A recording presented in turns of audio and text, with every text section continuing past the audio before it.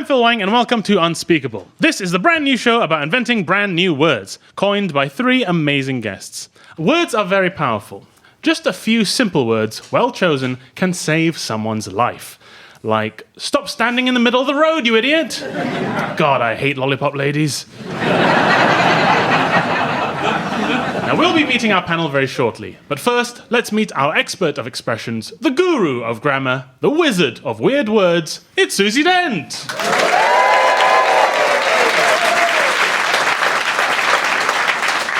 Hello, Phil. Susie, are there any interesting words you've come across recently? Yes, one I came across recently, a non-versation.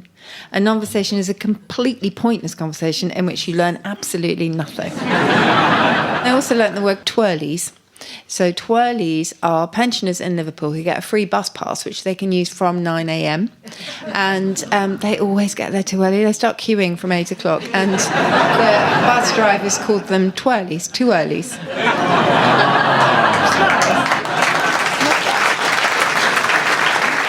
Thank you, Susie. That's a taste of the infinite possibilities of language. Now, the challenge is, can our panel come up with any brand new words as powerful and long-lasting as conversation?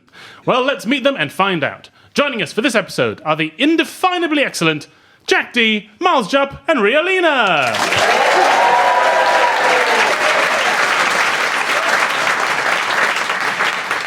Jack, you're a famously enthusiastic man. Are you enthusiastic about words? Yeah, I use words all the time. Yeah. Otherwise, I find it very difficult to say anything. Thank you, Jack. I mean, it's such a weird question, wasn't it? Yeah, you like words? I'm afraid it's the theme of the show, so... I got it. You might be hearing more weird questions. Yeah. Ria, Hi. What's a word that you don't think you say enough? That you look at sometimes and you go, I really need to say that more. I would say I don't use the word perfection enough because I don't come across it.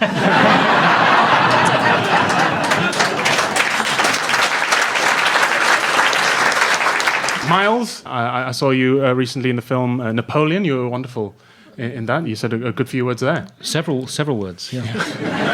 And in fairness, they'd asked me to.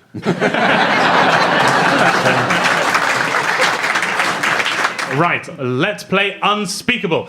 Each of our guests has come armed with a brand new word of their own invention that describes an experience, emotion, object, or sensation that currently has no word to define it, to help cure that all too common feeling when we're quite literally lost for words.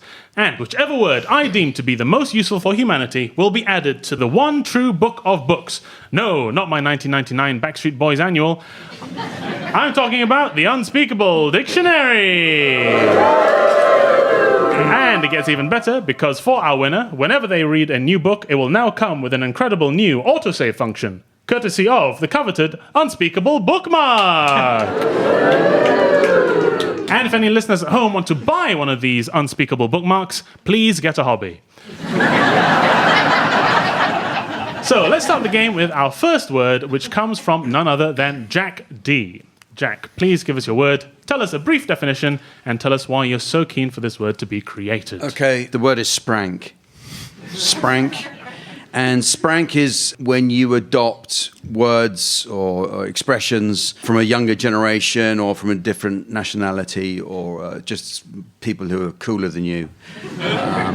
So examples of spranking could be if I said, yo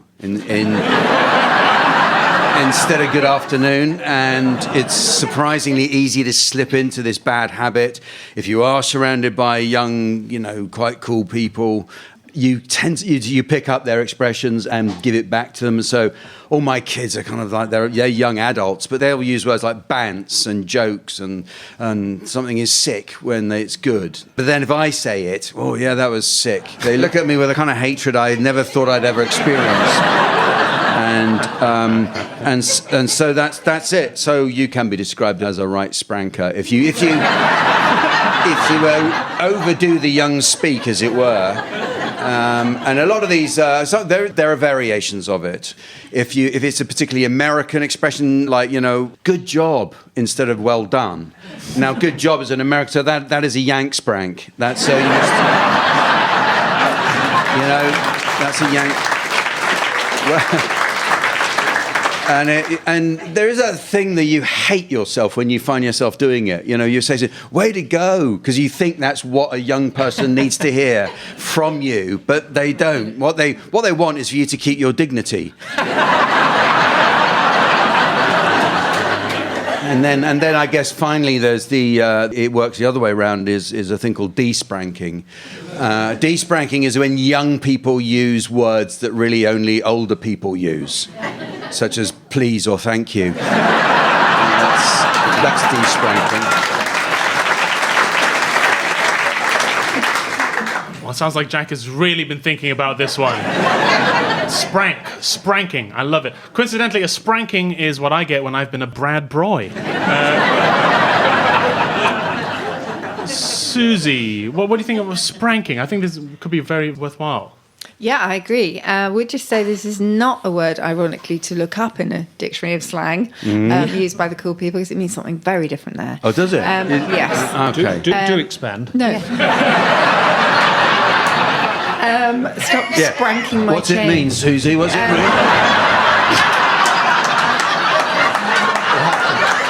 2024. And on the radio, it's just inexcusable. And also, speaking of things you're too old to be doing, Jack, surely. Yeah. All they ask is for you to keep your dignity. It's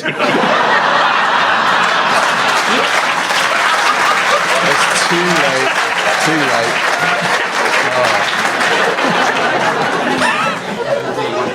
It does remind me of one word I think we can say, which is testiculating, which is waving your hands around and talking bollocks. Ria, do you have a sprank? Yeah. We have a jar that whenever one of us spranks or de-spranks, we have to put money in, and we call it our sprank bank. Very good. Very good. We're saving up for a trip to Disneyland. Miles, do you keep up with the kids word-wise? No, I don't really. I mean, I've got 5 children, so I spend a good proportion of every day saying, what is anybody talking about? Your children talk to you? They talk about me. Oh, okay. Gosh. They think I can't hear because of my furrowed brow. Yeah. I have teenagers, they grunt. Yeah. And that's about it. It's terrible because now I'm of an age now. If I grunt, everyone just assumes I need help. Okay, I'll be judging whether sprank is the most deserving of a place in the Unspeakable dictionary at the end of the show. But sprank you very much for bringing it, Jack Dee!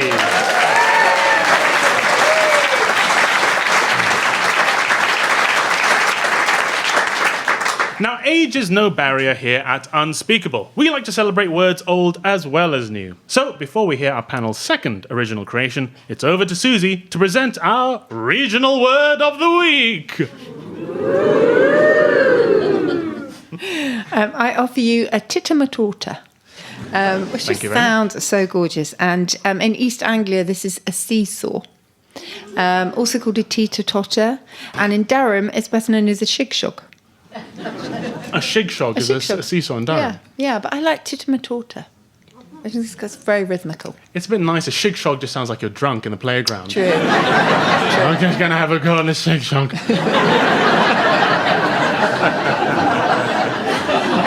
Why don't you sit on the other end and help me maintain my dignity?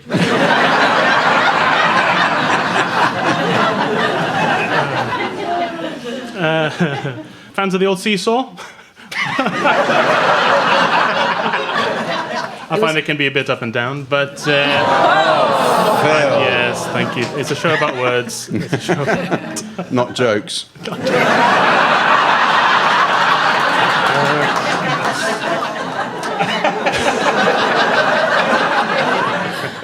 Right, well, it's time for our second word of the show, and that's been brought to us by Ria Lina.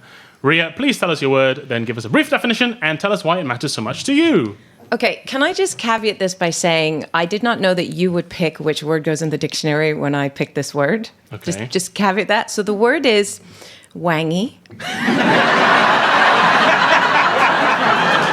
Well, depending on the definition, you could win or lose this. It's a word I actually first heard from Delia Smith, who heard it from a friend, and I've been using it ever since I saw that episode, and she used it to describe the condition of toast that wasn't aired properly. And you all know, if you make a piece of toast and you put it on the plate, the bottom of it steams, between the toast and the plate, it steams, and it goes wangy. Yes, I've always thought the definition of wangy was intelligent and suave. But you're saying wangy is sort of limp and floppy. Slightly pathetic. Yeah.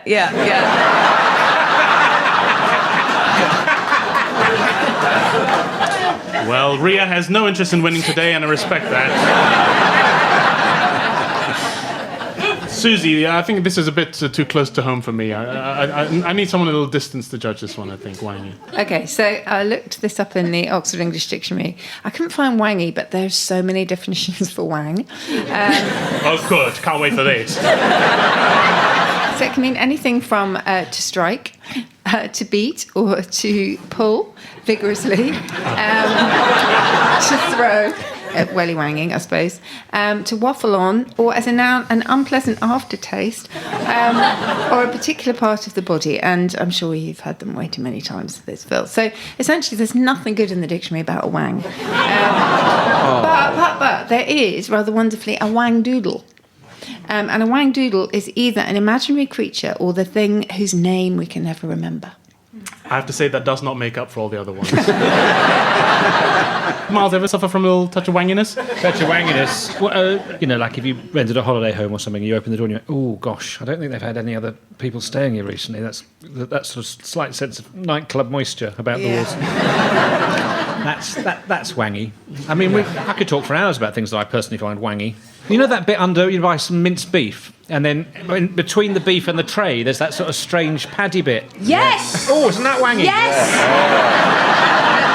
He gets it. This is the worst day of my life. The irony of it is Wang is in Chinese is king. Can you say them together? Not on Radio 4.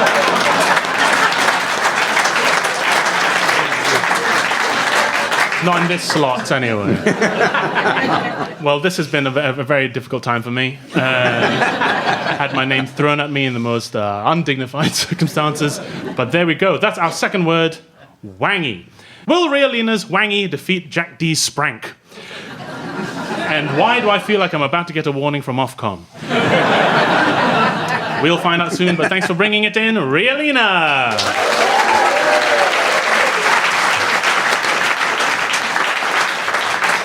Well, soon we'll be putting our third new word under our unspeakable microscope, but before that, I'm going to wang the rules of the game right out the window and ask our panelists to suggest a word they'd like to see barred for all eternity by sentencing it to the word jail. Miles, let's please start with you. I would like to sentence the word feedback to the word jail, partly because of its sort of overuse, the kind of relentlessness of it. There used to be a sort of polite, do you mind if I give you a little bit of feedback or whatever? You think that's sort of all right. But now, in this day and age, we buy a lot of things online or whatever it might be, the relentless, when you get an email, you've just about recovered from buying a sofa, for heaven's sake, and immediately you get an email that says, how did we do? All I've done is order and pay for a sofa. It hasn't arrived, but you want to know how I have found this process so far. This is a machine demanding validation from me. That's people continually demanding feedback at a point where nothing has yet happened, really. Now, Susie, we should probably tell Miles what we think about his choice of the word feedback, but he'd probably hate that. No, I think it's a brilliant choice. And just say a little bit about it. So it has acquired this usage since the 1950s. It's one of the 5,000 most common words used in modern written English, which puts it in the top 15% of our vocabulary, the average person's vocab. And what I really hate is when you write a really long and detailed response. You might attach photographs, you go into a huge amount of detail, and then you just get the classic passive-aggressive, thanks for your feedback. And then that's it. Thanks for your feedback, Susie.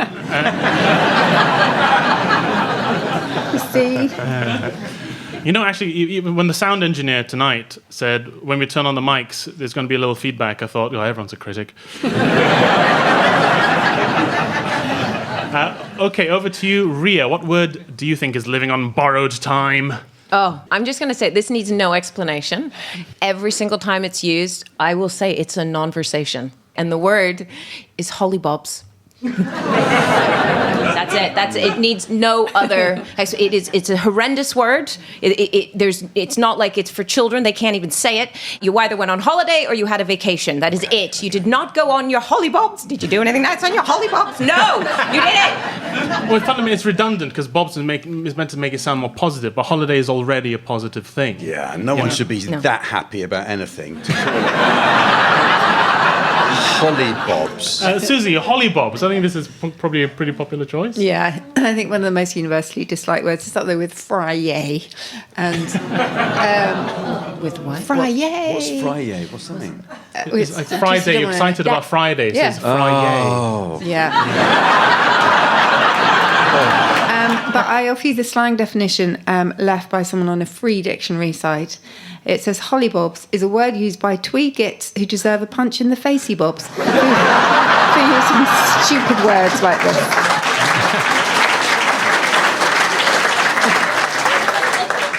Well, it sounds like we're sending hollybobs a packing.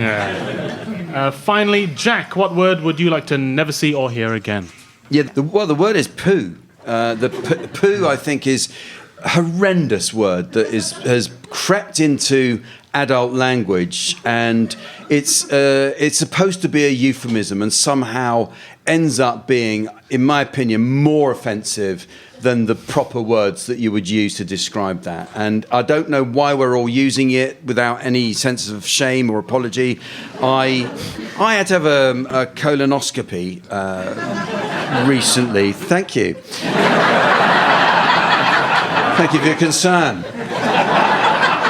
Because I am the wrong side of 50, and you get sent these little packets that you have to send off a sample of what I would describe as your stool or feces. I think that's an adult way to call it. But even in the literature, it calls it poo in this, would you, for me? And then. So you do that and you send it off, and off to the lab, not Downing Street, which is my usual destination.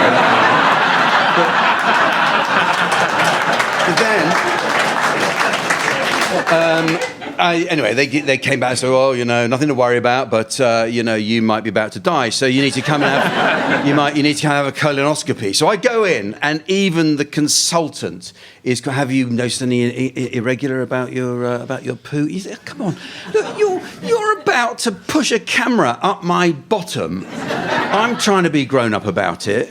I wish you would as well, frankly. Do you notice anything unusual about your plip-plops? Have you? What are your big jobs like at the moment? Let's park that word. I haven't used it since I was 4, at which point my dear mother taught me to swear properly. Susie, tell us about poo. It's nursery speak, really. So it's a child's word, exactly.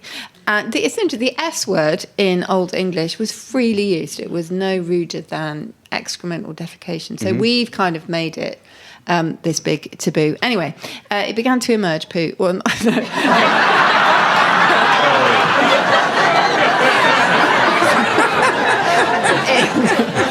the 1960s. Someone's getting a lot of fibre. And in other languages, they have caca, don't they? And we have cac as well. And I found this great record in the Oxford English Dictionary from 1600 of cac. And it's a wonderful sentence. It's, he hath a face like one that is at cac. Which is Jack when he's unhappy, I think. What do you think about other euphemisms then for poo? Number 2, dropping the kids off the pool. Cable laying, I like. Yeah. That's opening the cave and consigning the big brown serpent to a watery grave. The Victorians used to call it visiting the Spice Islands. Going to do a poo is visiting the Spice Islands. Yeah. No, you used it again there, just there, you see. You used the word that I'm trying to get rid of. Oh, I'm so sorry. Brought It's it just back. so much part of our... I'm advocating for getting rid of it altogether. So, Phil, if you could try not to. Yeah, yes, sure. No, I'll try to decolonize my...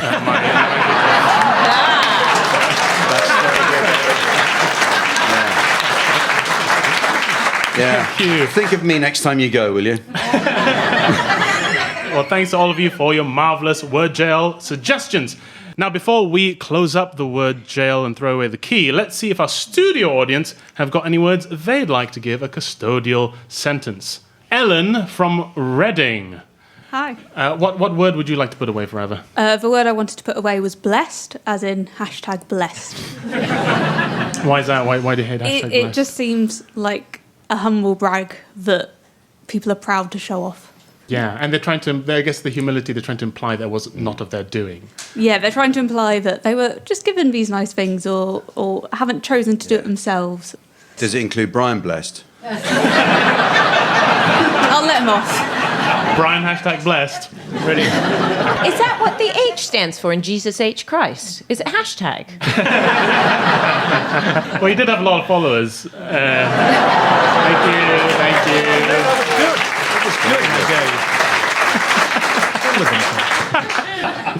Thank you so much, Ellen.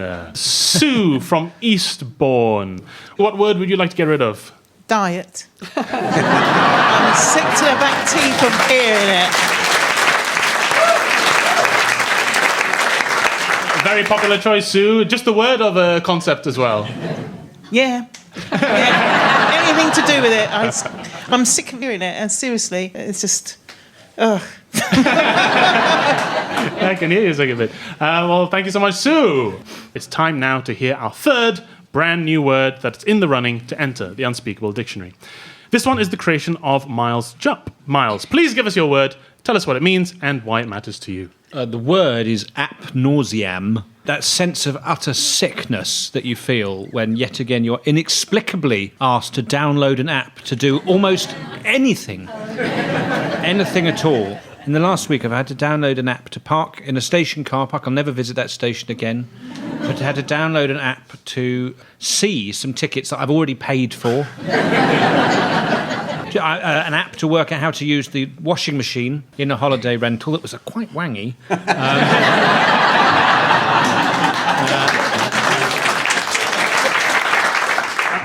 Susie, I probably shouldn't say this, but you have an app. I do have an app. And jolly good it is too. It's like a word game, so I guess. But yes, it's an app. But I think this is genius, I have to say. And so nausea, that obviously means seasickness, or meant seasickness originally. But it's also the root of the word noise. And some of these apps have really annoying noises, like when someone is playing or learning Duolingo out loud, and all you can hear is the bing. Yes, oh man, the Duolingo people. I wish they'd just learned the Spanish for piss off. Yes, I just think this is a marvellous invention. I tried to launch an app, start an app, and get it. And I still think it's a good idea. It's got mileage because it's meant to give you a lot more time in the day. So it's an app you have on your phone, and basically whenever anyone WhatsApps you or texts you, it automatically replies, "So what?"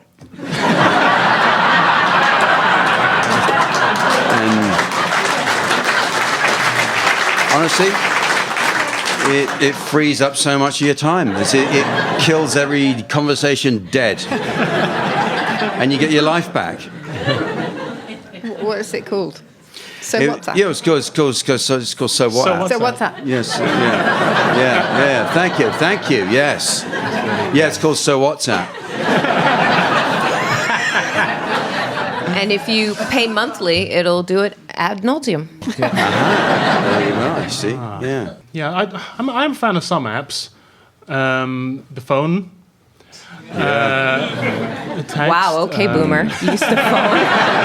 There we have Miles' choice for a brand new word, Appnosium. So now we have all three words that our celebrities have brought to the show. Sprank from Jack Dee. Wangy from Ria Lina. And Appnosium from Miles Jupp. The question is, which one deserves a place in the prestigious Unspeakable dictionary? I am President Wang, and executive power rests with me. And I've decided that our champion is Sprank by Jack Dee.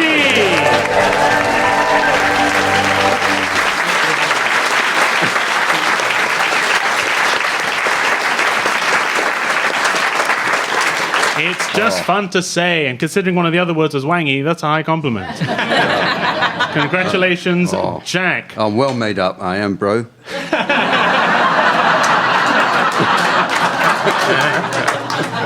Yes. Don't deep it too hard, please. Don't deep it. Now, before we go, we've got just enough time to see if our audience have any suggestions that they'd put into the Unspeakable Dictionary. Lucy from London. Do we have Lucy in? Hi, Phil. Hi, Lucy. How you doing, man? Very good. What new word would you like to add to the dictionary? My word is animosity. Is that a new word or just an existing word with a lisp? I don't have a lisp. Animosity. Animosity. And what is animosity? It's the hatred of mosquitoes, moths, and wasps. But it can't be a phobia because it is entirely rational.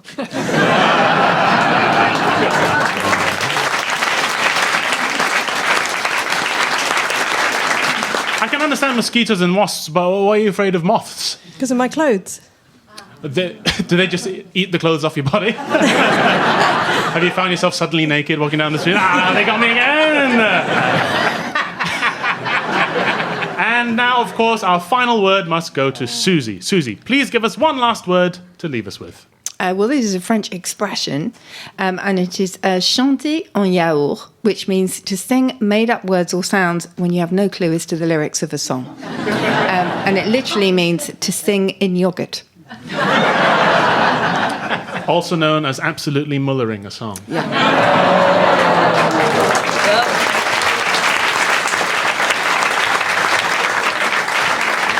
That's what your license fee pays for. And that brings us to the end of the show. I hope the chat hasn't been too wangy, that our sensitive listeners haven't been put off by all the spranking, and if you're listening on the BBC Sounds app, it hasn't made you puke. Thanks very much to the always brilliant Susie Dent and to our guests Jack Dee, Miles Jupp and Ria Lina. I'm Phil Wangy, and this has been Unspeakable. Goodbye! Unspeakable was presented by Phil Wang and Susie Dent, and guests Jack